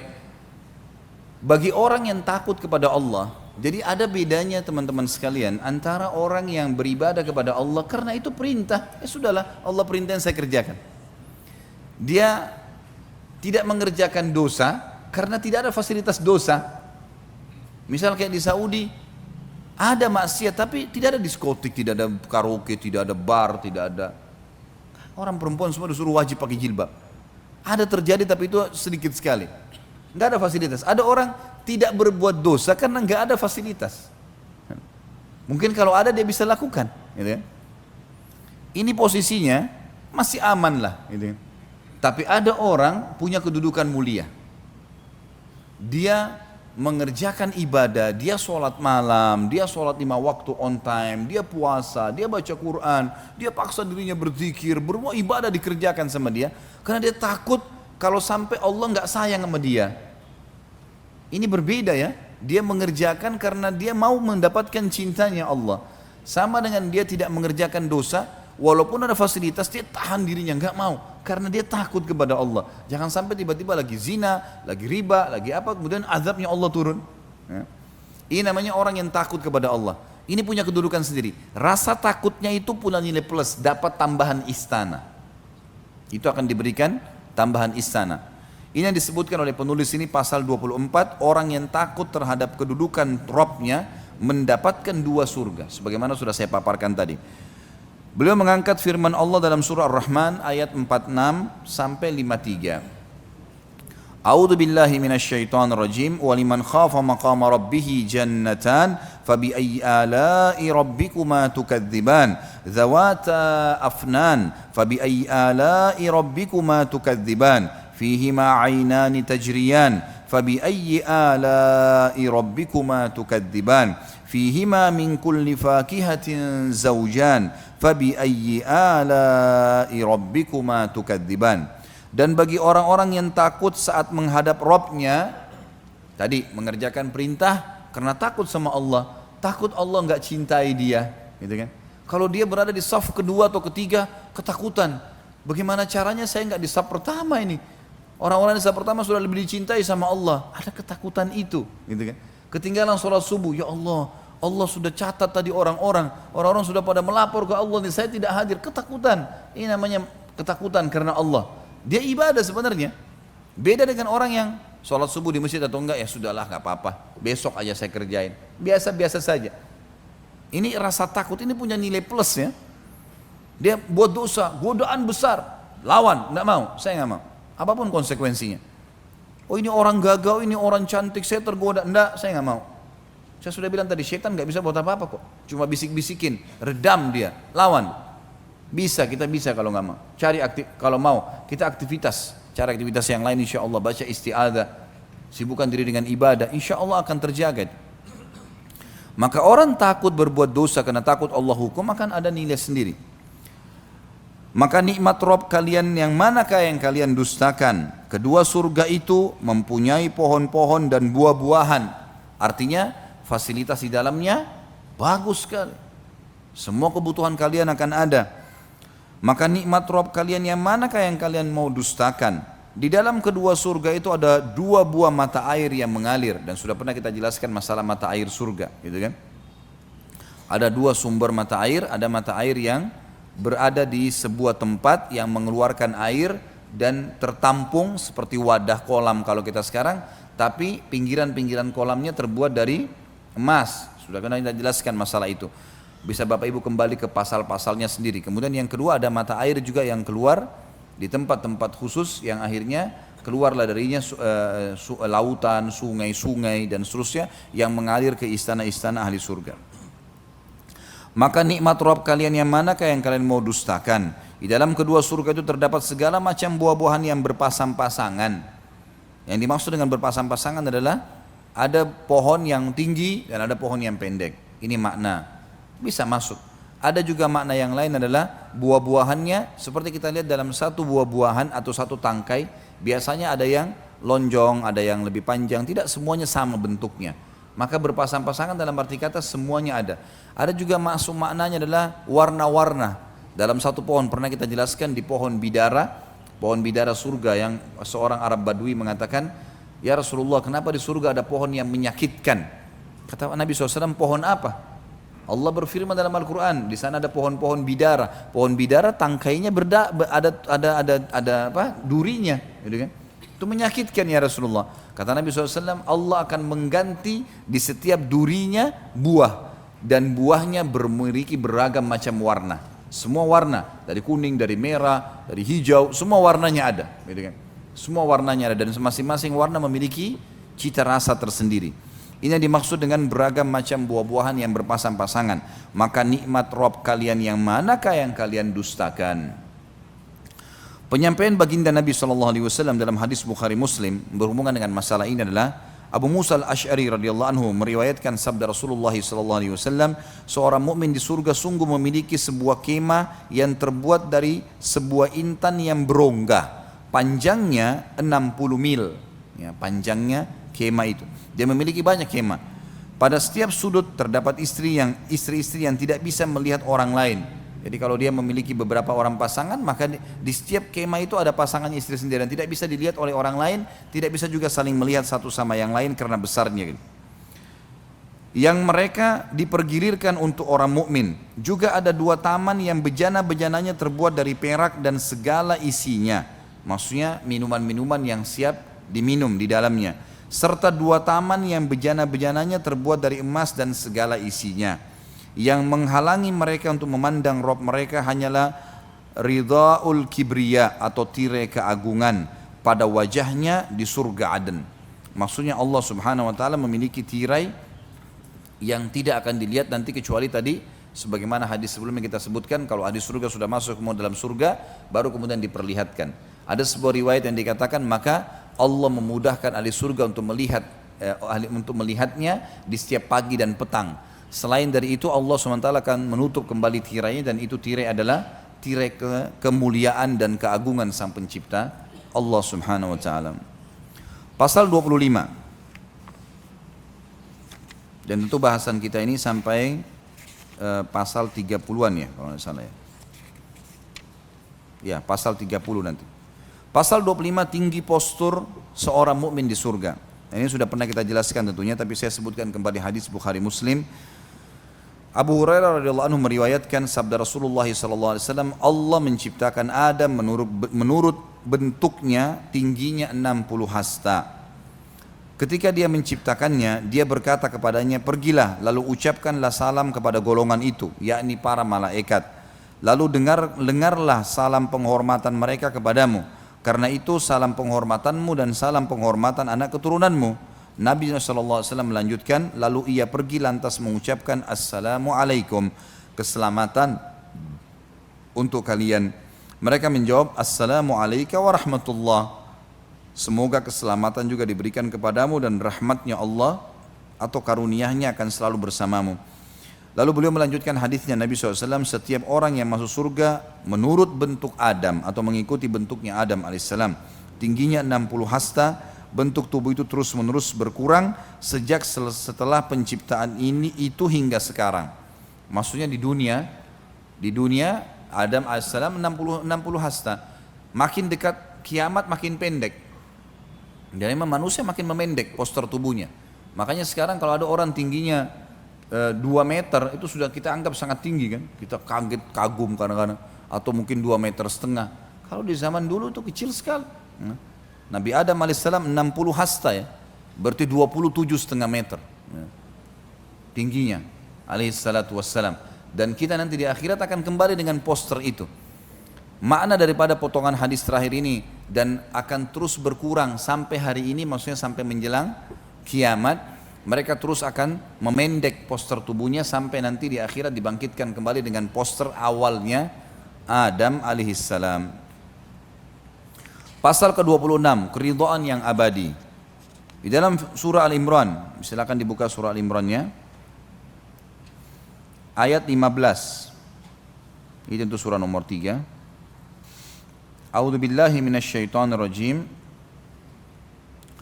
Qul a'unabbi'ukum bi khairin min dzalikum lilladzina ittaqaw 'inda rabbihim jannatun tajri min tahtiha al-anharu khalidina fiha jannatun tajri min tahtiha al-anharu khalidina fiha wa azwajun mutahharatun wa ridwanun minallah wallahu basirun bil ibad. Untuk orang-orang yang bertakwa kepada Tuhannya, maukah saya beritahukan kepada kalian sesuatu yang lebih baik daripada kehidupan dunia kalian ini? Untuk orang-orang yang bertakwa, patuh kepada Tuhannya, pada sisi Rabb mereka ada surga yang mengalir di bawahnya sungai-sungai. Mereka kekal di dalamnya dan mereka dikaruniai istri-istri yang disucikan serta keridhaan Allah. yang kita garis bawahi, keridhaan Allah ini saksi bahasan. Masalah pasangan hidup sudah kita jelaskan dulu di sifat para wanita ahli surga. Dan Allah maha melihat hamba-hambanya.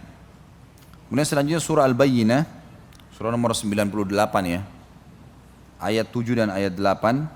A'udzu billahi minasyaitonir rajim. Innal ladzina amanu wa amilus solihati ulaika hum khairul bariyah. Jazaohum 'inda rabbihim jannatu 'adnin tajri min tahtiha al-anharu khalidina fiha.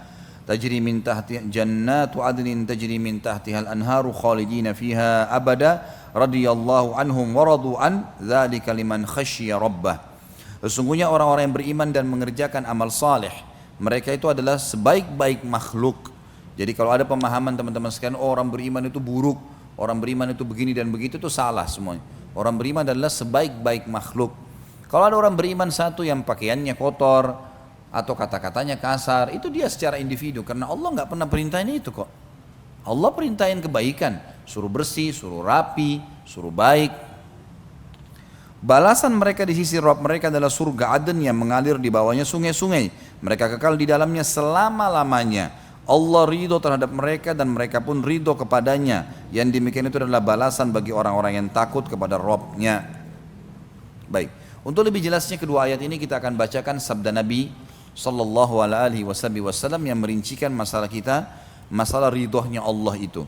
Di dalam hadis Bukhari Muslim, Abu Sa'id Al-Khudri radhiyallahu anhu meriwayatkan sabda Rasulullah sallallahu alaihi wasallam, "Inna Allah azza wa jalla yaqulu li ahli al-jannah, ya ahlal jannah, fayaqulun labbaika wa rabbana wa sa'daik wal khairu fi yadaik, fayaqulu har raditum, fayaqulun wa ma lana la narda ya rabbana wa qad a'taytana ma lam tu'ti ahadan min khalqik, fayaqul ala u'tikum afdala min dhalik, fayaqulun wa ayyu shay'in afdal min dhalik, fayaqul uhillu alaikum ridwani fala askhatu alaikum ba'dahu abada." Allah berfirman kepada ahli surga, wahai ahli surga. Mereka menjawab, kami memenuhi, sebenarnya lebih tepat ya, kami memenuhi panggilanmu wahai Rabb kami. Lalu Allah bertanya, apakah kalian sudah ridha? Sudah terima belum? Ridha ini maknanya kalau di Indonesia kan Bapak Ibu sekalian, di atas pemberian. Jadi gini, kalau ada orang butuh uang 1 juta, kemudian kita kasih, tanya dia, apa sebenarnya yang kamu lakukan? Oh, saya tidak ada kegiatan, saya cuma mau bayar utang 1 juta. Lalu kemudian kita memberikan dia 10 juta. Ini loh, 10 juta. Kamu ambil uang ini, jadikan sebagai modal. Maka pada saat itu, karena seseorang diberikan di atas kebutuhan dia akan ridho. Ridho ini penerimaan diikuti dengan kepuasan sepenuhnya. Gitu. Maka Allah tanya, apa kalian sudah ridho? Sudah puas gak dengan semua ini yang saya berikan? Ya. Maka mereka berkata ahli surga, dan ini menandakan ahli surga sudah sangat luar biasa iman mereka, karena mereka tidak memungkiri nikmatnya Allah. Ya. Mereka menjawab, apa alasan kami untuk tidak ridho? Padahal engkau telah memberikan kepada kami apa yang belum pernah engkau berikan kepada makhlukmu yang lain. Maksudnya para malaikat pun yang mulia mereka bertugas. Setelah ahli surga masuk surga pun mereka masih menjalankan tugasnya ya, yang Allah SWT perintahkan. Mereka bukan menikmatin seperti kita. Jadi ada makhluk Allah yang tidak mendapatkan. Hewan-hewan mereka tidak masuk ke surga. Tumbuh-tumbuhan ya sudah, fasilitas selama di dunia sudah selesai. Walaupun hewan-hewan dibangkitkan nanti di mahsyar, kemudian akan dihisab. Kenapa hewan yang bertanduk menanduk temannya yang tidak bertanduk, gitu kan? Tapi sebagian ulama mengatakan setelah itu Allah SWT sudah hilangkan mereka, nggak ada lagi dibawa ke surga, gitu kan? Lalu Allah berfirman kepada mereka, aku akan memberikan kepada kalian yang lebih baik daripada itu. Mereka bertanya, wahai Rabb kami, wahai pencipta kami, adakah sesuatu yang lebih baik daripada semua ini? Udah luar biasa nih yang kau berikan kepada kami. Maka Allah menjawab, aku menghalalkan atas kalian keridhoanku dan aku tidak akan murka kepada kalian selama-lamanya. Dan ini sebuah karunia yang luar biasa, karena Allah tidak akan marah lagi. Dalam sebuah riwayat lain kata Nabi SAW, maka semua penghuni surga senang, dan ketahuilah penghuni surga tidak akan berbuat kesalahan. Nanti di surga kita tidak akan buat kesalahan, walaupun Allah ridha, walaupun Allah membebaskan kita mengerjakan apa saja, ahli surga tidak akan buat kecuali kebaikan. Sebagaimana sabda Nabi SAW, karena orang sudah tahu Tuhannya, orang sudah jelas bagi dia, gitu kan, segala macam fasilitas, sudah nggak ada lagi keburukan-keburukan. Termasuk pasal yang sangat penting adalah kita terus menekankan masalah pentingnya ya pemahaman abadinya seseorang di surga. Jadi teman-teman sekalian, ini penting sekali. Memahami tentang kita akan abadi itu penting. Karena tidak ada lagi kematian, tidak ada lagi masa tua, tidak ada lagi sakit, nggak ada lagi gangguan orang. Disebutkan dalam banyak ayat Al-Quran, diantaranya surah Al-Kahfi ayat 108. A'udzu billahi minasyaitonir rajim. Khalidina fiha la yabghuna anha hiwala. Sesungguhnya orang-orang beriman dan beramal saleh, bagi mereka adalah surga Firdaus menjadi tempat tinggal. Mereka kekal di dalamnya, mereka tidak akan berpindah darinya. Jadi pasti akan masuk surga dan abadi di dalamnya. Dan ini abadi satu hal yang luar biasa. Kita di dunia selalu ditekankan, jangan terlalu pikir dunia karena ini tidak abadi. Dulu bapak-bapak maaf atau ibu-ibu yang sudah sekarang berumur, mungkin kita juga semuanya lah. Kita masih ingat pada saat kita masih kecil dulu. Bukankah kita dulu masih kecil, kita tahu masih anak-anak dan kita bermain, masih ada kenangan yang terlintas di benak kita. Beda nggak keadaan kita sekarang dengan keadaan dulu? Dari sisi kualitas kulitnya, penglihatan matanya, pendengarannya dan seterusnya itu berbeda. Rambutnya, gitu ya, berbeda semuanya. Tapi itu kenapa? Karena ada prosesi itu, ada prosesi tidak abadinya kita di dunia. Abadi ini berarti tidak berubah rambutnya, tidak berubah kulitnya, tidak berubah, semuanya tidak berubah. Abadi, dia akan kekal seperti itu. Ya selamanya. Begitu masuk surga, begitu keadaan kita, begitu selamanya. Enggak ada kematian, enggak ada perubahan, selama-lamanya. Makna kata penulis sini, la yabghuna anha hiwala, mereka tidak memilih yang lain dan tidak ingin berpindah darinya. Makna daripada ayat Al-Quran tadi. Dalam hadis Nabi SAW, pada saat menafsirkan surah Al-A'raf ayat 43, riwayat Imam Muslim, Abu Sa'id Al-Khudri radhiyallahu anhu menuturkan sabda Rasulullah sallallahu alaihi wasallam, "Idza dakhala ahlul jannatil jannah yunadi munadin inna lakum an tasihhu fala tasqamu abada wa inna lakum an tahyau fala tamutu abada wa inna lakum an tashibbu fala tahramu abada wa inna lakum an tan'amu fala tab'asu abada wa dzalika qauluhu azza wa jalla wa nudu an tilkumul jannatu urithumuha bima kuntum ta'malun." Ketika ahli surga masuk ke dalam surga, seorang penyeru dari malaikat akan mengeraskan suaranya dan semua ahli surga mendengarkan. Sekarang kalian senantiasa sehat dan tidak akan pernah sakit selama-lamanya. Sekarang kalian akan hidup dan tidak akan mati selama-lamanya. Sekarang kalian akan muda dan tidak akan pernah tua selama-lamanya. Dan sekarang kalian bersenang-senang dan tidak putus asa selama-lamanya. Itulah makna daripada firman Allah yang maha tinggi dan maha pemurah, surah Al-A'raf ayat 43. Dan diserukan kepada mereka, itulah surga yang telah diwariskan kepada kalian disebabkan apa yang telah kalian kerjakan. Nikmat apa lagi teman-teman sekalian? Ini tinggal tunggu tak patuh, mati, masuk surga. Dapat semua nih. Ini teori syar'i, sesuatu yang pasti. Nggak ada yang bisa membantah itu. Dalam hadis yang lain, hadis ini diriwayatkan oleh Bukhari Muslim, masih dari Abu Sa'id Al-Khudri radhiyallahu anhu, bahwasanya Rasulullah sallallahu alaihi wasallam bersabda, "Yu'ta bil mauti ka hay'ati kabshin amlah, fayunadi munadin ya ahlal jannah fayashra'ibuna wa yanzurun fayaqul hal ta'rifuna hadha فيقولون نعم هذا الموت وكلهم قد رآه ثم ينادي مناد يا أهل النار فيشرئبون وينظرون فيقولون هل تعرفون هذا فيقولون نعم هذا الموت وكلهم قد رآه فيذبح بين الجنة والنار ثم يقول يا أهل الجنة خلود بلا موت ويا أهل النار خلود بلا موت ثم قرأ وأنذرهم يوم الحسرة إذ قضي الأمر وهم في غفلة وهم لا يؤمنون. Pada hari kiamat kelak, kematian akan didatangkan dalam rupa seperti domba yang belang. Lalu sang penyeru menyeru dari malaikat, wahai ahli surga. Mereka melihat dalam keadaan takut karena suara itu didengar oleh semua penghuni surga. Lalu ia bertanya, apakah kalian mengenal ini? Diperlihatkan tadi bentuk kematian yang berupa seperti domba belang. Mereka menjawab, ya, ia adalah kematian. Dan mereka pun melihatnya. Kemudian diserukan, wahai ahli neraka. Mereka pun melihat dengan ketakutan. Takut jangan sampai ada azab Allah yang baru yang akan menimpa mereka. Lalu ia mengatakan, apakah kalian mengenal ini? Kata malaikatnya. Mereka menjawab, iya, ini adalah kematian.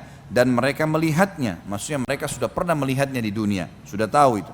Lalu kematian disembelih di antara surga dan neraka. Kemudian ia, si malaikat berkata atau mengatakan, wahai ahli surga, kalian akan abadi dan tidak akan mati selamanya. Wahai ahli neraka, kalian abadi dan tidak akan mati selamanya.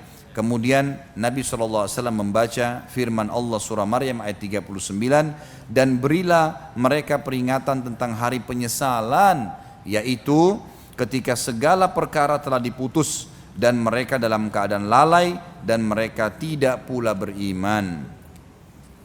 Jadi pasal ini sangat mulia, menjelaskan kepada kita tentang masalah kekalnya seorang mukmin, dan ini berita gembira di kenikmatan yang juga abadi. 28, pasal 28, jumlah barisan ahli surga. Disebutkan dalam hadis yang dihasankan oleh Imam Tirmidzi, Buraidah radhiyallahu anhu menuturkan sabda Rasulullah sallallahu alaihi wasallam, ahlul jannati ishruna wa mi'atu saffin, 80 minha min hadhihi al-ummah wa 40 min sairil umam. Ahli surga itu terdiri dari 120 saf, sebanyak 80 saf diantaranya dari umat ini dan 40 saf dari seluruh umat. Dan ini berita gembira teman-teman sekalian, bahwasanya kita ini umat Muhammad SAW mayoritas penghuni surga. Ini luar biasa ini ya.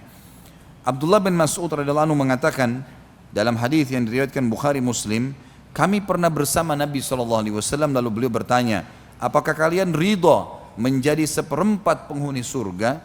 Jadi kalau penghuni surga sekian jumlahnya, seperempatnya kalian. Maka kami menjawab, iya, tentu ya Rasulullah. Beliau menjawab, bertanya lagi, apakah kalian ridha kalau kalian menjadi sepertiga ahli surga? Maka kami pun menjawab, iya. Beliau SAW berkata lagi, demi zat yang jiwaku berada di tangannya, sesungguhnya aku berharap kalian menjadi separuh ahli surga. Hal ini mengingat surga tidak dimasuki kecuali oleh jiwa yang muslim. Tidaklah kalian berada di tengah kaum musyrik, melainkan seperti sehelai rambut putih di atas kulit sapi hitam, atau seperti sehelai rambut hitam di atas kulit sapi merah. Hadis ini menjelaskan kepada kita bahwasanya umat Muhammad SAW adalah mayoritas penghuni surga. Dan alhamdulillah ini berita gembira, gitu kan?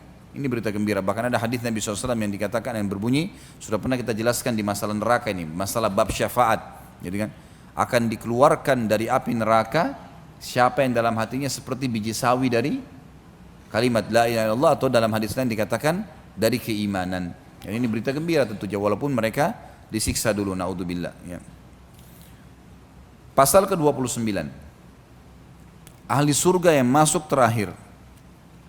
Dan ini disebutkan di dalam hadis Bukhari Muslim. Abu Hurairah meriwayatkan radhiyallahu anhu, para sahabat pernah bertanya, wahai Rasulullah, wahai utusan Allah, apakah kami akan melihat Rabb kami pada hari kiamat? Beliau balik bertanya, apakah kalian kesulitan melihat bulan purnama yang tidak terhalang oleh awan? Mereka menjawab, tidak wahai utusan Allah. Beliau bertanya lagi, apakah kalian kesulitan melihat matahari yang tidak terhalang oleh awan? Maka mereka menjawab, tidak. Beliau bersabda lagi, seperti itu pula kalian akan melihatnya. Manusia dikumpulkan pada hari kiamat lalu diperintahkan, siapa yang menyembah sesuatu, maka ikutilah sesuatu itu. Siapa yang sembah berhala, siapa yang sembah pohon, siapa yang suka hidup dengan jimat, maka ikutilah semua yang kalian sembah itu. Lalu diperintahkan, siapa yang menyembah sesuatu, maka ikutilah sesuatu itu. Kemudian di antara mereka ada yang mengikuti matahari, ada yang mengikuti bulan, ada yang mengikuti tagut, atau sesembahan selain Allah. Semua yang disembah selain Allah pokoknya, pohon, batu dan seterusnya. Dan tinggallah umat ini yang di dalamnya terdapat kaum munafik. Lalu Allah datang pada mereka seraya berfirman, akulah Rabb kalian. Mereka menjawab, kami tetap di sini hingga Rabb kami datang kepada kami. Ketika Rabb kami datang, maka kami mengenalnya. Lalu Allah datang kepada mereka seraya mengatakan, akulah Rabb kalian. Mereka mengatakan, engkau Rabb kami. Lalu dia menyeru, dan sirat atau titihan diletakkan di antara dua daratan Jahannam. Akulah Rasul pertama yang menyeberangkan umatnya. Di sini sampai sini dulu kita perlu perbaikin. Ya. Allahu alam, yang saya lihat dari lafadz hadis ini ada kesalahan di terjemahan, sehingga yang dimaksud di sini adalah nanti akan terdapat ditinggalkan dan tinggallah umat ini dan di dalamnya terdapat kaum munafik. Lalu Allah datang pada mereka seraya berfirman. Yang dimaksud di sini adalah Allah datang kepada orang-orang beriman. Jangan difahami orang munafik ya. Orang-orang beriman, karena kalimat munafik tadi itu adalah disebutkan orang-orang beriman dari umat ini dan diantaranya ada orang-orang munafik. Gitu kan. Lalu pada saat itu kata Nabi SAW, akulah Rasul pertama utusan Allah yang menyeberangkan umatnya di atas sirat, dan tidak ada seorang pun pada hari itu yang berbicara kecuali para Rasul. Ucapan para Rasul pada hari itu ialah, ya Allah selamatkan, selamatkan. Di neraka jahanam terdapat besi-besi runcing seperti duri sa'dan. Jadi ada satu pohon, durinya itu seperti pedang bentuknya, tajam sekali gitu kan. Dan kalau pedang biasanya satu sisi saja tajam, ini enggak, kiri kanannya kalau disentuh tajam. Biasanya kan duri bagian atasnya, ini enggak, semua batangnya itu tajam semuanya. Apakah kalian pernah melihat duri sa'dan? Mereka menjawab iya. Beliau melanjutkan, iya seperti duri sa'dan, cuma tidak ada yang mengetahui kadar besarnya kecuali Allah. Tidak ada yang mengetahui yang menyambar manusia tergantung pada perbuatannya, maksudnya yang lewat di atas sirat, dan sudah pernah kita jelaskan ini. Maka orang-orang yang harus masuk neraka dulu akan disambar oleh duri itu. Di antara manusia ada yang binasa karena amalnya, ada pula yang dihinakan lalu selamat. Yang binasa karena amal maksudnya amal buruknya ya. Dia kafir, dia banyak berbuat dosa, maka dia binasa masuk neraka. Ada juga orang yang dihinakan lalu selamat, maksudnya dia bisa bermakna seperti yang saya pernah sebutkan. Kalau ada orang ditimbang di timbangan amalnya hari kiamat, maka dia kalau amal buruknya misalnya 1000, amal solehnya 900, maka dia butuh minimal 101 pahala untuk menyelamatkannya. Lalu datanglah orang-orang yang memberikan syafaat untuk dia, sehingga akhirnya dia dapat 101 pahala tambahan, selamat dia. Dengan 1 pahala selamat masuk surga. Tapi karena tadinya sebenarnya kalau tidak ada yang bantu dia harus masuk neraka dulu. Ini yang dimaksud dengan makna, ada pula orang yang dihinakan, dia sebenarnya terhina bisa masuk neraka, tapi akhirnya selamat. Ini bisa bermakna ini, karena dia dapat syafaat, dia ditolong. Makna yang lain adalah orang-orang yang sudah terlanjur masuk neraka karena beriman dikeluarkan melalui syafaat orang-orang yang beriman. Hingga ketika Allah hendak memberi rahmat pada siapa yang dikehendakinya dari ahli neraka, maksudnya Allah keluarkan mereka, maka Allah memerintahkan para malaikat agar mengeluarkan siapa saja yang menyembah Allah. Lalu para malaikat mengeluarkan mereka dan mengenali mereka lewat bekas sujud, karena Allah mengharamkan pada neraka untuk melahap bekas sujud. Akhirnya mereka dikeluarkan dari neraka dalam keadaan telah hangus terbakar. Lantas disiramkan kepada mereka air kehidupan, sehingga mereka tumbuh sebagaimana biji-bijian tumbuh di aliran air. Kemudian Allah selesai mengadili di antara para hambanya, dan masih ada satu orang yang berada di antara surga dan neraka. Ia adalah penduduk neraka yang termasuk yang terakhir masuk surga. Ia menghadapkan mukanya ke arah neraka lalu mengatakan, wahai Rabb, palingkanlah wajahku dari neraka karena baunya menggangguku dan apinya membakarku. Lalu Allah bertanya kepadanya, akankah bila aku melakukannya kamu tidak akan meminta selain itu? Ia menjawab, tidak demi keperkasaanmu. Ia pun berjanji kepada Allah, lalu Allah memalingkan wajahnya dari neraka. Ketika ia menghadap ke arah surga, ia melihat keindahannya, maka ia diam sejenak. Kemudian ia mengatakan, wahai Rabb, sampaikanlah aku di pintu surga. Allah mengatakan, bukankah kau telah janji tidak akan meminta selain yang telah kau minta? Ia mengatakan, wahai Rabb, aku tidak menjadi makhlukmu yang paling celaka. Maksudnya, aku tidak mau celaka ya Allah, sampaikan di situ. Allah bertanya, akankah bila aku memberikan hal itu kepadamu, kamu masih meminta selainnya? Maka ia menjawab, tidak demi keperkasaanmu, aku tidak meminta selain ini. Ia pun berjanji kepada Rabbnya, lalu Allah menyampaikannya di depan pintu gerbang surga. Ketika sampai di pintu surga, ia melihat keindahan berikut isinya, berupa kesenangan dan kegembiraan. Maka ia diam sejenak, lalu ia mengatakan, wahai Rabb, masukkanlah aku ke dalam surga. Allah menjawab, kasihan engkau wahai manusia, betapa engkau ingkar janji. bukankah engkau berjanji berkali-kali kepadaku untuk tidak meminta selain apa yang telah engkau minta? Ia mengatakan, wahai Rabb, jangan jadikan aku sebagai makhlukmu yang paling celaka. Allah pun tertawa kepadanya, kemudian mengizinkannya masuk surga, seraya mengatakan, berangan-anganlah. Ia pun berangan-angan, hingga ketika terputus angan-angannya, Allah mengatakan, itu akan kau dapatkan. Seperti angan-anganmu kau akan dapat. Itu akan engkau miliki, atau itu untukmu dan semisalnya bersamanya. Itulah orang yang terakhir dari ahli surga yang masuk ke dalam surga. Dalam riwayat lain Bapak Ibu sekalian, berhubungan dengan masalah yang dikutip dalam hadis sahih, dikatakan akan keluar penduduk surga yang terakhir dari neraka. Ini tidak ada lagi orang di neraka selain dia. Kemudian dia keluar dalam kondisi berdiri jatuh, dan sebagian tubuhnya mengeluarkan asap karena hangus. Sudah sekian tahun disiksa, gitu kan? Sekian ribu tahun mungkin disiksa, karena orang terakhir dari neraka. Kemudian dia berlari, berusaha menjauhkan diri dari neraka, lalu dia mengatakan, ya Allah, selamatkan aku dari neraka. Setelah dia jauh, dia mengatakan, segala puji bagi Allah yang telah menyelamatkan aku darimu, sambil dia menunjuk ke arah neraka. Dari kejauhan Allah Maha Tinggi dan Maha Pemurah memperlihatkan untuknya sebuah pohon yang dia lihat ada rindang, seperti kalau kita lagi panas sekali, kemudian kita temukan ada pohon yang rindang, kita bisa berteduh sebentar, rasanya nyaman. Orang ini ribuan tahun tidak pernah merasakan kenikmatan.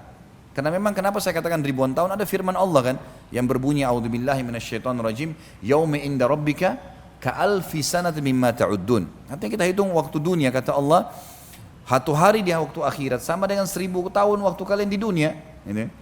Jadi memang kalau dia satu hari waktu akhirat masuk ke neraka berarti 1000 tahun.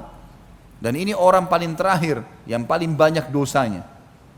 Maka dia berkata, ya Allah, sampaikan aku ke pohon itu, karena dia tidak pernah lihat pohon yang bisa melindungi dia, menaungi dia dari siksaan ke siksaan 24 jam kalau waktu dunia, maksudnya full dalam semua waktu yang dia akan pakai nanti di akhirat, semuanya siksaan.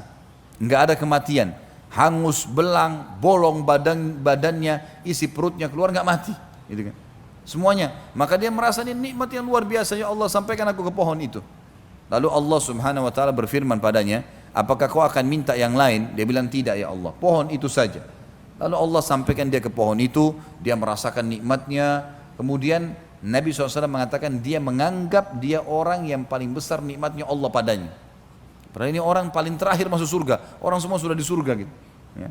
Jadi saya sarankan jangan jadi orang ini. Gitu. Ya. Jadi orang yang dari awal masuk surga tanpa hisab, dan bisa kalau mau, asal mau ya, karena banyak orang yang tidak mau tentunya. Ya.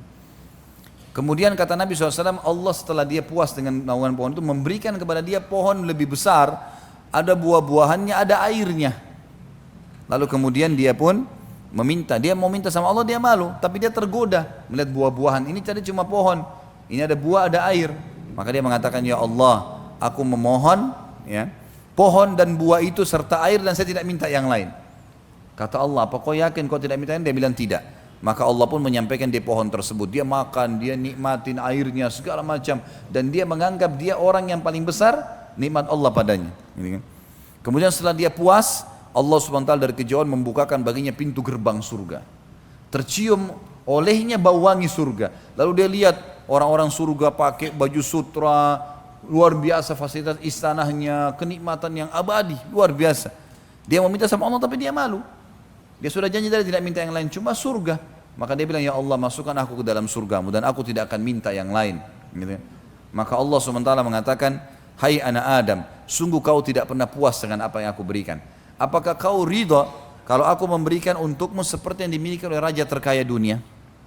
Maka dia mengatakan, tentu hai Tuhanku, aku ridha. Raja terkaya dunia siapa? Nabi Sulaiman alaihissalam. Enggak ada lebih kaya dari Nabi Sulaiman alaihissalam. Ya. Kalau mau kemana-mana, mau ke singgasana, dari ranjang tidurnya saja angin yang bawa, enggak injak tanah lagi. Alaihissalam, luar biasa kelebihannya. Istananya dari kaca, segala macam jin semuanya bisa tunduk dengan dia, hewan-hewan bisa ngerti bahasanya. Maka Allah SWT mengatakan, apa kau ridho kalau aku berikan kamu yang dimiliki raja terkaya dunia? Dia bilang, aku ridho hai Tuhanku. Maka Allah mengatakan, dan engkau akan dapat yang serupa dengannya, double. Dia mengatakan, aku ridho hai Tuhanku. Allah bilang, kau akan dapat serupa dengannya, aku ridho hai Tuhanku, sampai 10 kali. Karena gembiranya sudah 10 kali yang dimiliki Raja Sulaiman alaihissalam ini luar biasa. Ya. Maka kata dia, ya Allah, engkau hambaku dan aku Tuhanmu. Karena gembiranya, dibalik sama dia. Lalu Nabi SAW tersenyum menyampaikan hadis ini sampai urat leher beliau terlihat alaihissalatu wassalam. Dia berita gembira.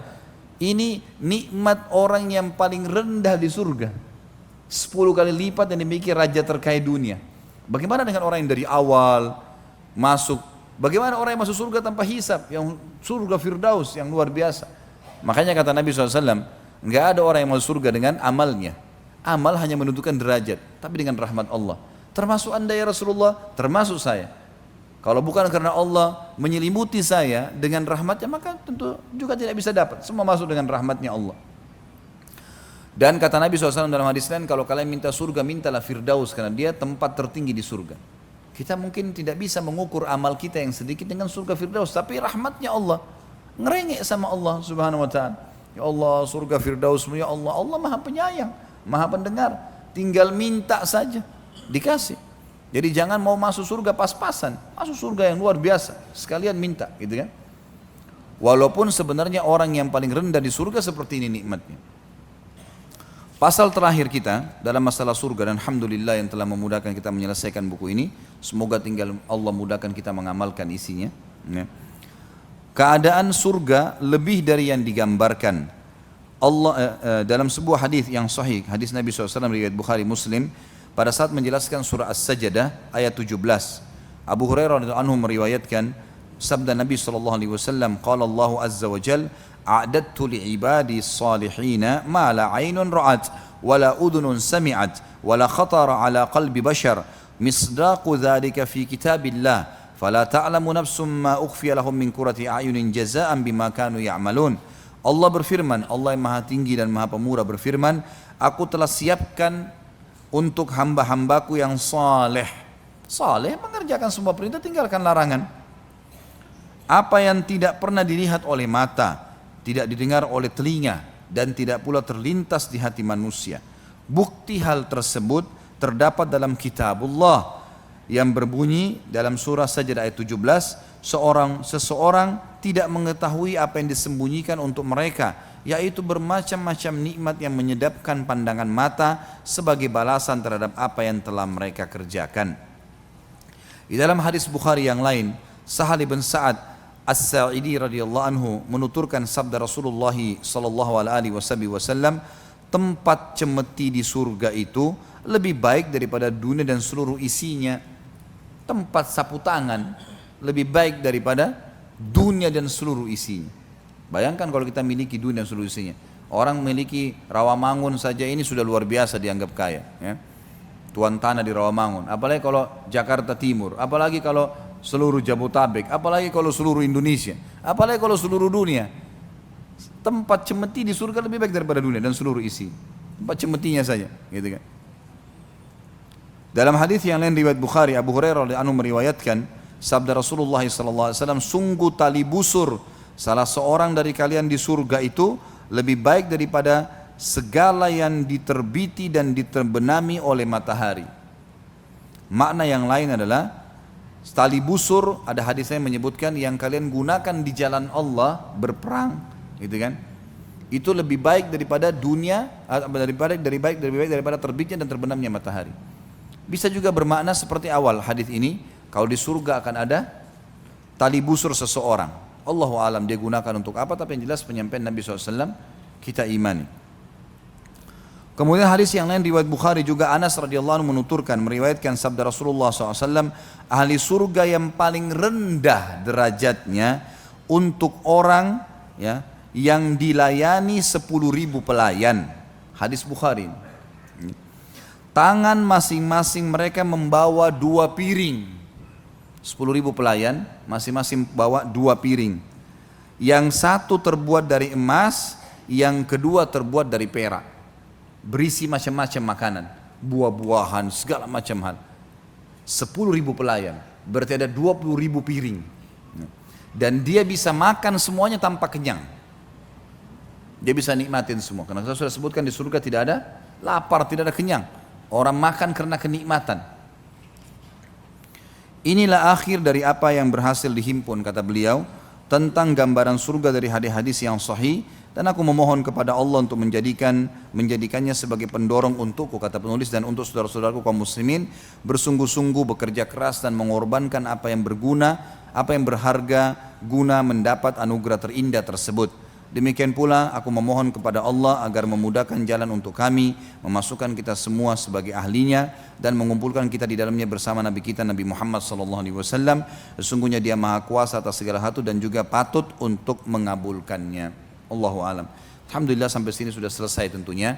Tinggal Bapak Ibu sekalian saya ingin titip beratkan dan ingat selalu perkataan saya ini. Kita hadiri majelis ilmu ini bukan untuk seremoni, bukan untuk ngeramein. Bukan hanya sekedar diajak oleh teman, bukan hanya sekedar mau tahu apa isinya, gitu kan. Bukan untuk testimoni, nggak usah tes-tes datang ke sini, gitu kan. Tujuan kita untuk mendapatkan ilmu. Nggak usah lihat saya yang berbicara, tapi lihat apa yang sedang disampaikan. Bermanfaat, punya dalil yang jelas, ambil. Yakini, amalkan, meninggal insya Allah kita akan dapatkan apa yang dijanjikan. Penting sekali untuk itu. Banyak orang punya ilmu, tapi tidak mau mengamalkan, tidak bermanfaat bagi dia. Kiat istiqamah adalah sibuk menuntut ilmu, sibuk mengamalkan ilmu itu, dan juga membentuk lingkungan, kondisi, ya, teman-teman yang bisa mendukung untuk keduanya tadi, menuntut ilmu dan mengamalkannya. Allahu a'lam. Mudah-mudahan saja Allah Subhanahu wa taala memberkahi waktu kita dan juga sisa umur kita diisi dengan seluruh amal saleh, ketaatan kepadanya, dan semoga seluruh dosa yang pernah kita kerjakan dimaafkan oleh Sang Pencipta Allah dengan kemahamurahannya dan diganti menjadi pahala, dan juga semoga seluruh amal yang sudah pernah kita kerjakan diterima olehnya. Dan kita selalu berdoa untuk saudara kita di Palestina, di Syria, di Yaman, di Irak, di Myanmar, di Ahsa, dimanapun mereka berada sedang tertindas. Semoga Allah ikhlaskan niat mereka, terima para syuhada mereka, muliakan Islam di tangan mereka dan tangan kita semua, dan semoga Allah partisipasikan kita bersama mereka di pahala, baik dengan doa, dengan harta, juga dengan jiwa kita. Dan semoga Allah dengan kemahamurahannya menyatukan kita semua di surga firdausnya tanpa hisab, mana Ia satukan kita di majlis ilmu yang mulia ini. Mungkin begitu saja. Subhanakallahumma wa bihamdika asyhadu an la ilaha illallah astaghfirullah wa atubu ilaih. Wassalamualaikum warahmatullahi wabarakatuh.